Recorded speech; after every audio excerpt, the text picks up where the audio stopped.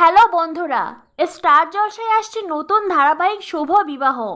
বহুদিন পর জলসার পর্দায় কামব্যাক করতে চলেছেন টেলিভিশনের জনপ্রিয় নায়ক হানি বাফনা ও সোনামণি সাহা। দুই জনপ্রিয় নায়ক নায়িকার অনস্ক্রিন কেমিস্ট্রি দেখতে উৎসুক দর্শক মহল।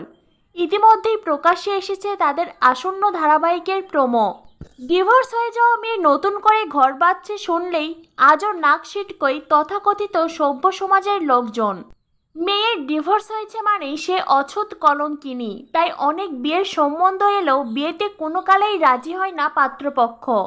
তবে সুধা সৎ, আগের বিয়ের কথা লুকিয়ে নতুন করে ঘর বাঁধতে চায় না সে। সুধার অধিক সততার নজির দেখে বিরক্ত বাড়ির লোকজন। সুধার মা বিধবা, পরের সংসারে বাস করছে বলে মেয়ের ওপর হওয়া অন্যায় দেখেও মুখে কুলো পেটে রয়েছেন তিনি।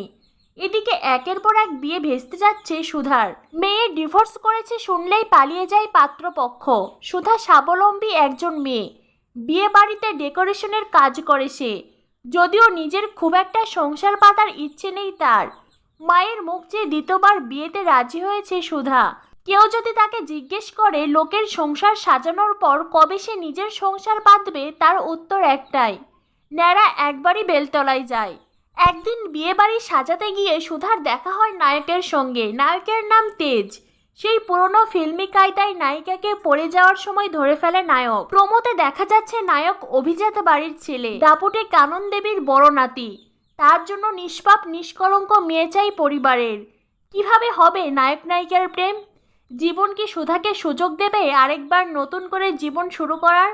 উত্তর মিলবে ধারাবাহিকে।